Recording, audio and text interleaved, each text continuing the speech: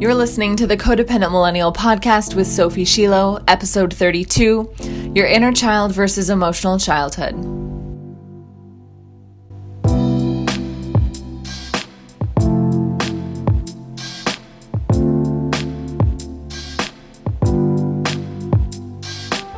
Hello, my loves. This Sunday, I was on the weekly call with my mentorship clients, and one of them asked a question about if the inner child is actually the same as when we're in emotional childhood. The question was so profound and it hit me so hard, and I knew that I had to give more of a thorough answer, so that's what today is all about. Starting next week, I'm doing a series of episodes dedicated to goals, achievements, believing in yourself, accomplishing big things, self-awareness and growth, all of that wonderful stuff that we all get obsessed with around the new year. This week, we're talking about the relationship between your inner child, which I talked about last week in episode 31, and the concept of emotional childhood, which I discuss in episode 9. The reason why this is such a perfect precursor to the New Year's series, despite this being totally unintentional, is because that when we're in emotional childhood, our inner child doesn't feel safe.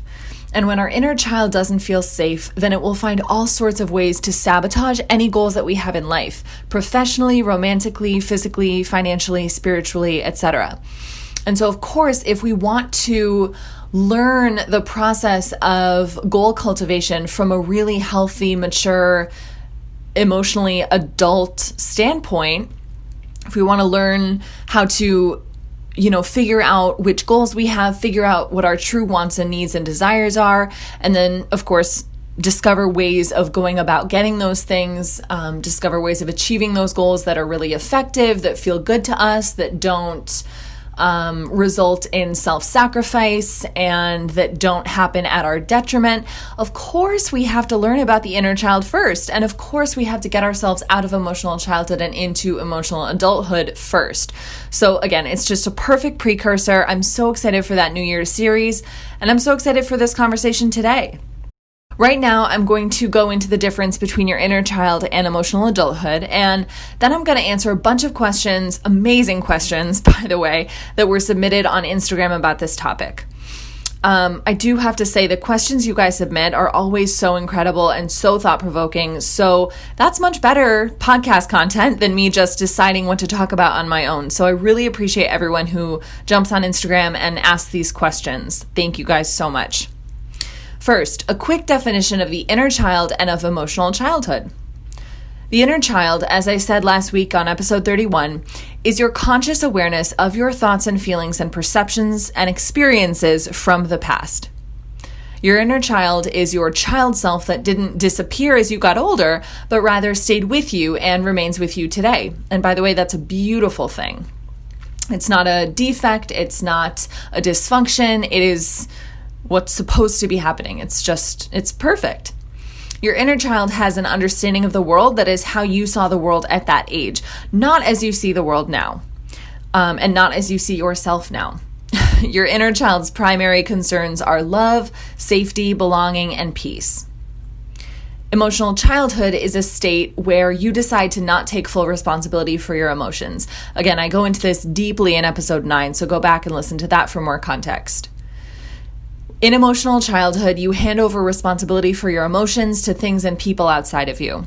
When you're in emotional childhood, you fall into resentment a lot because you've disempowered yourself to the extent where you really do believe that other people have more control over your life and your well-being and your emotions than you do. But that's only because you've decided to give them this control. It's yours to give, and you've given it. It's a choice. Emotional childhood means that you feel an obsession with controlling people or situations outside of you so that you can feel okay because you don't know how to otherwise. It means that you avoid risks, you avoid accountability, you avoid vulnerability, and being in emotional childhood really does prevent you from living your fullest adult life. So what is the difference and what is the relationship between these two concepts? As I mentioned earlier, your inner child's number one priority is feeling safe. Now, this looks like different things to different people, and so of course your own inner child has its own idea of what safety looks and feels like. In order for your inner child to feel safe, you must assume the role of the adult in your inner child's life. You have to be a responsible, stable, balanced, healthy force in the life of your inner child. Anything that your inner child needs, be it safety, love, support, care, acknowledgement, food and shelter, etc., those are all things that you and only you can provide to your inner child. Part of this is standing in emotional adulthood. Part of this becoming the stable, supportive role in your child's life is standing in emotional adulthood. When you're in emotional adulthood, aka when you don't let your emotional state be entirely reliant on and dictated by your external world, you then create a safe internal environment where your inner child can feel that safety and stability and security that it needs. You can't be in emotional childhood and be in a position to look after and support your inner child. You can only be a stable, reliable source of support and love for your inner child if you're willing to take full responsibility for your emotions by taking full responsibility for your thoughts. Your thoughts create your feelings, and you always get to choose your thoughts. So a huge part of tending to your inner child means intentionally and consciously cultivating thoughts and feelings rather than looking outside of you for permission for what you get to think and feel in any given moment. So let's get to these amazing questions. These will also help us solidify our understanding of these concepts further. The learning always happens in the real world application of the theory, so that's what we're doing now. And I want to encourage you all to take what you're hearing in this episode right now and please apply it in your life because, like I said, that's when the learning will take place. The learning doesn't happen from me talking at you. The learning happens when you implement these tools, the ones that you feel serve you in your life. You experiment, you dabble, you journal, you explore, you inquire, you ask yourself all of these things, and you figure it out from there. So I always encourage you to do that. Just dive right in. Question number 1. People say I shouldn't live in my past trauma. How do I do that? How do I move on? First, I want to tell those people to stop talking. It's interesting. People say you shouldn't live in your past trauma. Who are they to say what you should and shouldn't be doing? What are they even talking about? They don't know what your process is. They don't know what you're going through. Now, of course, these people are probably saying this because they love you and they want you to be a happy, healthy, whole individual, who is at peace, who doesn't feel shackled by their past traumas and past experiences, and that's great. But the word should is so interesting. And here's the deal. I mean, I really believe that everyone's process is so unique. That's not even a belief of mine. It's just a fact. Like that everyone's process of moving throughout the world, moving throughout your life is so unique. So if you're having an experience right now where you're stuck in your past trauma, let yourself be there. You're supposed to be you're clearly not supposed to have moved on from your trauma right now. How do I know that? Because you haven't. You're clearly not supposed to be, quote unquote, any farther along, quote unquote, any farther along on your trauma healing journey because you're not. You're exactly where you're supposed to be. And even if that's not the ideal, quote unquote, end goal, and even the concept, by the way, of having an end goal in trauma healing is so not productive and not helpful and not, supportive to you. Because healing is cyclical. It is not linear. It is cyclical, and it should be allowed to be cyclical. And you should not be shamed for having to open yourself up to whatever that healing process looks like for you. But going back to what I was saying before, which I've almost entirely lost my train of thought because this is a total rant, you are in your own process. And at whatever point you are right now, that is a place that is serving you, that has the capacity to serve you. You are exactly where you need to be in your trauma healing journey. And where you go next is entirely up to you. And I want to encourage you, in trauma healing, now I just want to say I'm not a trauma counselor. I'm not a licensed trauma therapist. I am getting certification in trauma treatment, but I am not a trauma professional as I'm talking to you here today. So this is all I'm speaking from experience personally. I'm speaking from books I've read, from clients I've worked with, things like that. So take this all with a grain of salt. Please consult a trauma professional. And by the way, I do recommend the workbook, the complex PTSD workbook by Ariel Schwartz. A client of mine recommended that book to me, and it is beautiful. It's incredible. Highly recommend checking it out. The complex PTSD workbook by Ariel Schwartz. But I just want to say, wherever you are in your trauma healing journey, you're going to need a lot of compassion. You're going to need a lot of gentleness. You're going to need a lot of self-love, of complete unconditional kindness, unconditional love, unconditional understanding. And that's the only way you're going to be able to move on as you say you want to do. Now, it's interesting. In your question, you didn't say anything about you wanting to be in a different place. You a little bit mentioned, you kind of alluded to the fact that you don't want to live in your past trauma, but I want you to check in to see if you are taking other people's perceptions of where you are on your journey and kind of taking those on as your own perceptions. Like, definitely want to encourage you to check in with yourself to see where you are on your individual journey, and to not let anyone else's opinion really guide your work here. But if you are interested in moving on from your trauma and not living in your past trauma, if you're ready to release the stories that you've been believing for a long time as a result of your trauma, if you're ready to start to interact with the world in a way that is informed by trust rather than by your trauma, if you're ready to just develop a different relationship with your trauma, with yourself, with your past self, with your future self, maybe a healthier relationship than your trauma allowed you to have, then by all means, do the complex PTSD workbook. Maybe seek out counseling with a licensed trauma therapist. Continue to find sources that feel amazing to you, that feel inspiring, that feel like you're guided to learn from them and to implement the things that they say. But my number one piece of advice here is to just be gentle. Hold space for yourself. You're on a journey, and however it looks is not wrong. However it looks is perfect. That is my number one piece of advice for you on that. Question number 2. I feel like I'm stuck in emotional childhood because I can't ever relax. Any advice on how to begin to shift? So first things first, I want to differentiate between a feeling and a thought. So you feel like you're stuck in emotional childhood. You can feel stuck, absolutely, but this is actually a thought. I think I'm stuck in emotional childhood because I can't ever relax. Now, we can question that thought.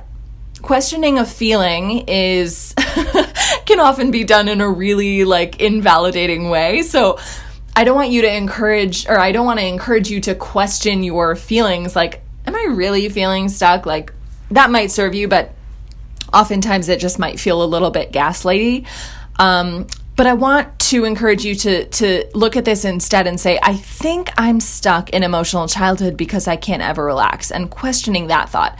Because when I question that, all I want to tell you is that you're not stuck in emotional childhood. You just need to regulate your beautiful nervous system a little bit better.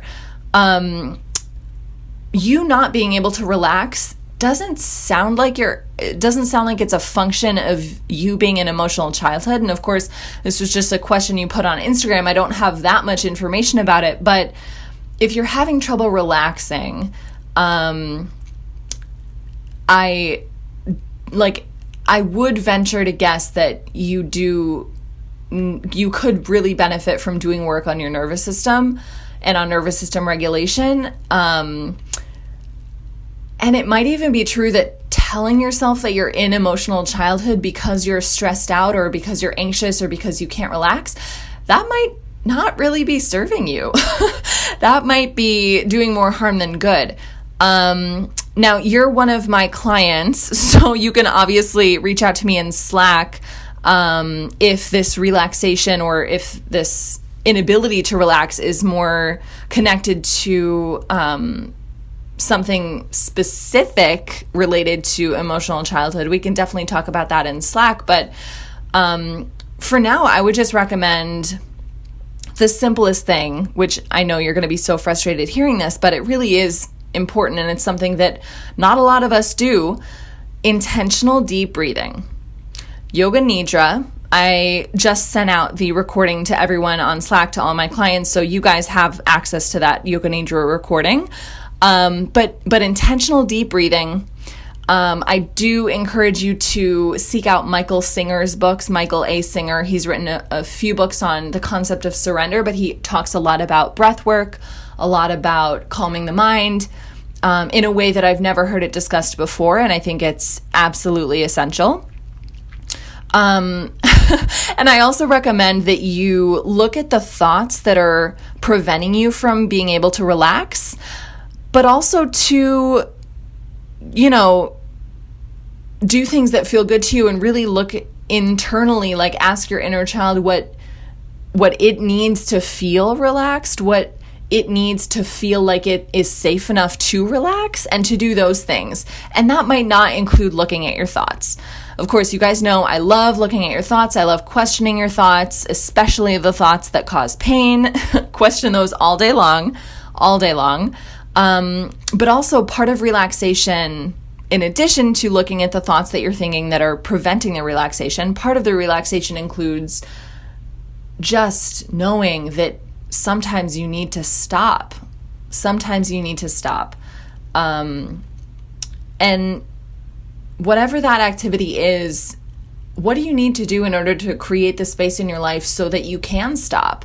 Maybe it's thinking. What do you need to do in order to create enough space in your life, even 5 minutes of space, for you to stop thinking?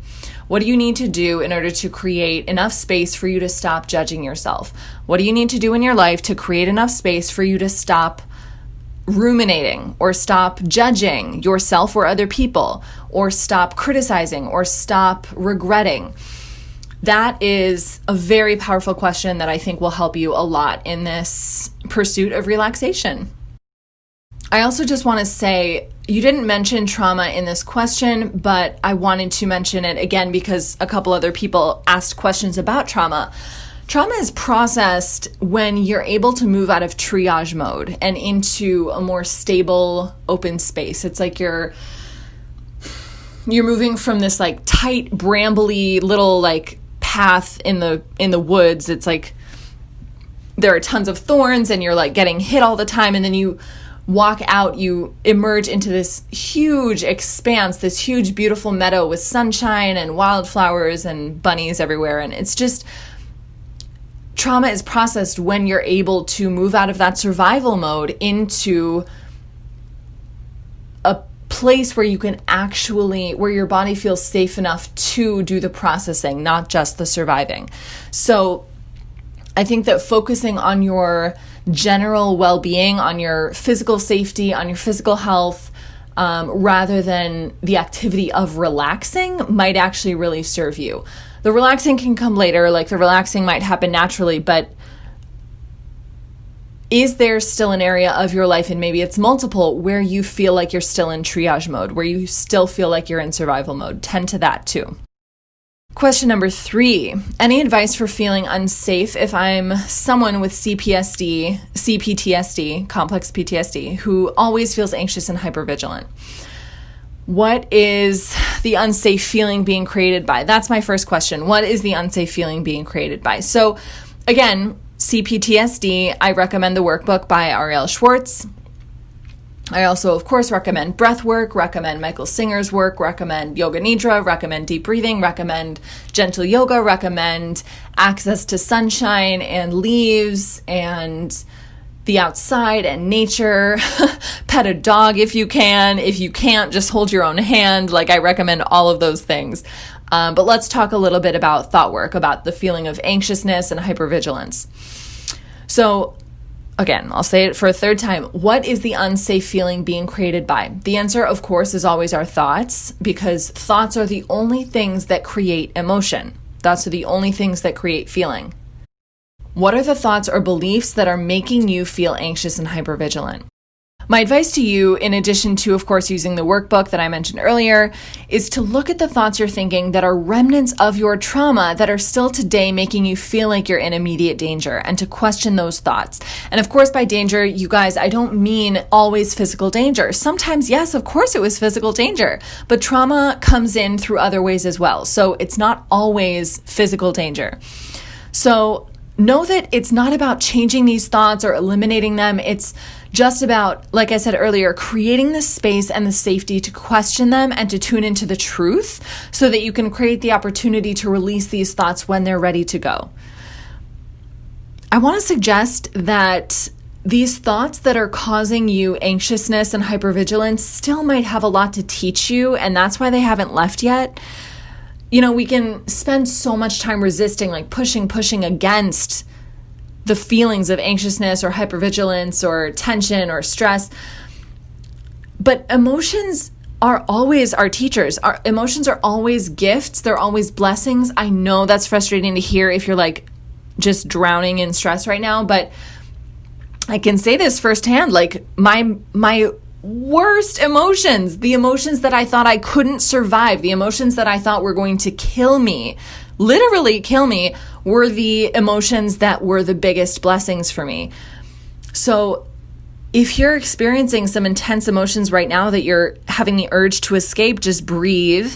Know that they're gifts, even though everything in your body is telling you that they're not. Know that they have things to teach you. Know that they're guideposts. Open up to what they're there to show you. Open up to what they have to say. I promise you, that's such a valuable exercise. No rush, okay? Just love and compassion and kindness and gentleness. Question number 4. What are signs your inner child still needs healing? Okay, y'all, best question ever. I forgot to include this on last week's episode, so I'm really glad this person asked this question. It was actually perfect. So, some signs that your inner child still needs healing. Some signs that your inner child is still afraid, is still wounded, still doesn't trust you, doesn't trust your life, doesn't trust other people. Some signs of this are if you're angry, if you're defensive, if you're seeking approval and permission from other people outside of you, if you blame a lot, if you blame your past, if you blame the people around you in your life for why you can't be, have, and do everything you want in your life. If you don't want to do things that are good for you, if you complain a lot, if you're angry and resentful, again, angry is coming up, because deep anger is really an indication that your inner child needs some attention. Anger is not an inappropriate emotion. I want to be very clear on that. I am queen anger. Like, I'm angry all the time at all kinds of different things and people, and I think it's really healthy. But anger is always an indication that your inner child is uncared for in some way, feels unsafe, feels powerless. So if anger is a big part of your experience, as it is mine, it's an indication that your inner child needs tending to. Another indication is if you're not at peace, if you're obsessed with control, if you seek out and stay in relationships that are unhealthy and abusive, if you're indulging in behavior that you know is bad for you or that feels terrible or that has a net negative consequence in your life, these are all huge signs that your inner child still needs healing. If you want to know what to do after you tune in and you recognize some of these habits or patterns within yourself, just go back and listen to episode 31. I talk a lot about this. I talk a lot about how to cultivate safety with your inner child. I talk a lot about how to earn the trust of your inner child. This is so important. Do not skip this work. Go back and listen to 31 and implement all of it. You will be so glad that you did. Question number 5. Do you have to reparent? I love this question so much, you guys. She said, do you have to reparent? Like, if your childhood wasn't perf, but you think it's fine and you pretty much make peace with what was and how far you've come and where you're going, do you have to reparent? So funny. If you are wondering what reparenting is, I will say that reparenting is the process of doing everything we've talked about here on this episode pretty much. It's just being the strong, stable, responsible, competent adult that your inner child needs in order to feel safe, supported, loved, etc. No, you don't have to do anything, girl. You don't have to do fucking anything. You can let your inner child just feel responsible for the world and feel super in danger and attacked all the time if you want to. Here's the thing. When you say, if your childhood wasn't perfect, but you think it's fine and you can pretty much make peace with what was and how far you've come and where you're going, making peace, I don't know what this looks like for you individually, but accepting that your past was your past is a huge part of reparenting. It's a huge part of stepping into emotional adulthood. What happens when you don't accept the past? What happens when you don't accept that the past happened, that the past was the past, that it is what it is, that it was what it was, is that you just spend all of your time and energy arguing with reality, arguing with the truth of what is. This is a huge Byron Katie concept. If you guys haven't read Byron Katie, highly recommend her work. Right now, for like the millionth time, I'm going through her book, I Need Your Love, Is That True? I'm currently diving deep on chapter 5. I've already listened to it 3 times in a row for like the 5th time, and chapter 5 is gonna punch your fucking teeth out. It's so good. So go read that book, Byron Katie, Loving What Is, or I Need Your Love, Is That True? Loving What is another fantastic book of hers. So anyways, like I was saying, I love all these sidetracks, all these tangents I'm going on. So like I said, if you are unwilling to accept that the past was what it was, if you're unwilling to accept that the past happened, you're arguing with reality. And that's going to put you in a constant state of misery. It's just pain. That is pain. Arguing with what is real, arguing with the past, deciding to stay in a place where you believe that the past shouldn't have happened. You can't win there. There's not a pain-free way for you to keep that belief. And I'm not saying this because I want you to agree with whatever unjust thing happened to you. I'm saying that because I don't want you to suffer. I'm not saying that because I want you to feel amazing about everything that's ever happened to you. I'm saying that because in your acceptance of whatever did happen is your freedom. That's the only place your freedom lies. So if you've made peace with what was and how far you've come and where you're going, as you imply that you've done in your question, then you've done some pretty hardcore reparenting. Now, you don't necessarily have to do the work of getting up in the morning and talking to your inner child and asking her what she wants for breakfast and, asking her if she wants to play at the park today. Look, I've done that work, like not for years and years on end, but I've gone weeks and months doing that work. And then I, scuttled along to something else. And then I had to go reparent again. And then I had to do some other shit. It's, like I said, it's cyclical. None of this is linear. You don't have to do that if that's not a method of healing that is going to work for you, if that's not where your healing is going to take place. But if you resonated with any of those indicators that your inner child is wounded and needs healing in question number 4, if any of those are true for you, reparenting might be something for you to explore. How do I need to tend to my inner child? What am I not paying attention to? How does my inner child want to be seen and heard and acknowledged right now that I'm not really willing to do? And if so, what kind of problems and kinks and tension is that creating in my life? That's always a good place to start in looking at reparenting work, at inner child work, at all of this. My last question for you is, why are you even asking the question? Are you resistant to the concept of reparenting and inner child work? Does it annoy you? Do you think it's stupid? Are you sick of doing it? Are you exhausted? Are you tired? Do you wish that your inner child didn't need that much attention? Because we've all been there. And of course, if you're asking those questions, if you're feeling any kind of defensive resistance to inner child work, it's very likely that that's where the deepest healing lies for you. So, little wink and a giggle. If you're feeling really defensive and resistant to this work, it's probably the work that is going to have the most impact on you. Love you. Question number 6. My question is whether it is more important to take care of the child or grow the child into a parent.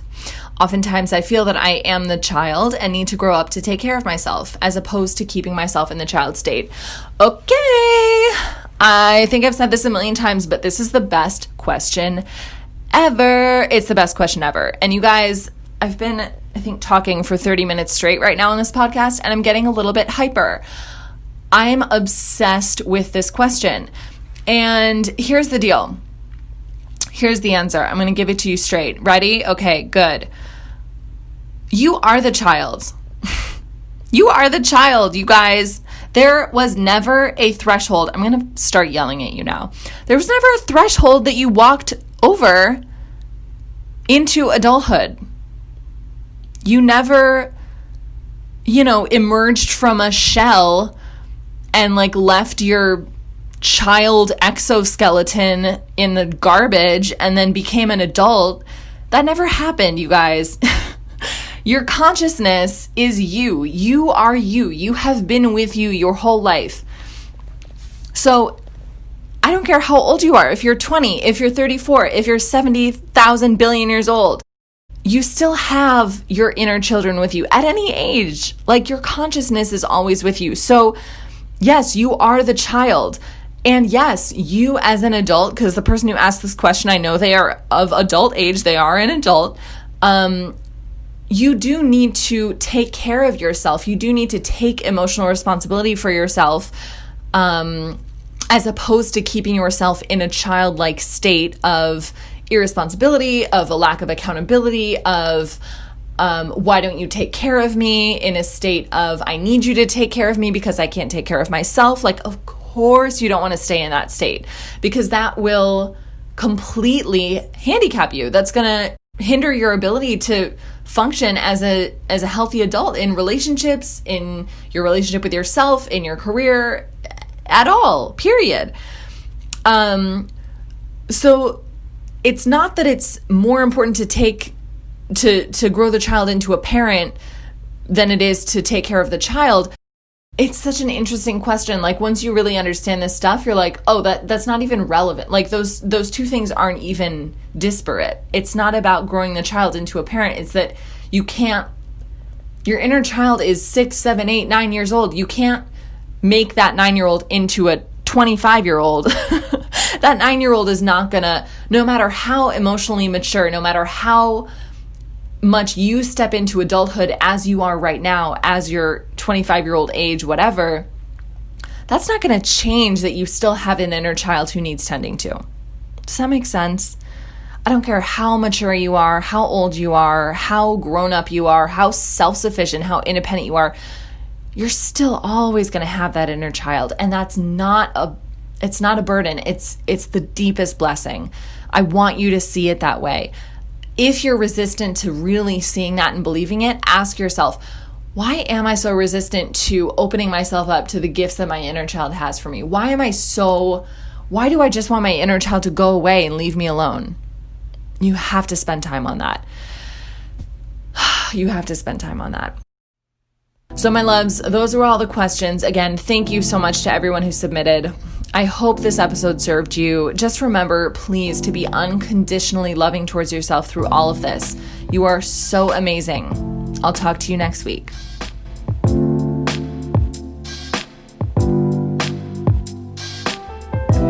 If you want to learn more about the work I do with my clients, and if you'd like to find out more about how you can work with me yourself, just visit codependentmillennial.com and click on the Work With Me button in the menu, or email me directly at sophie@codependentmillennial.com. The link to my website is in the show notes.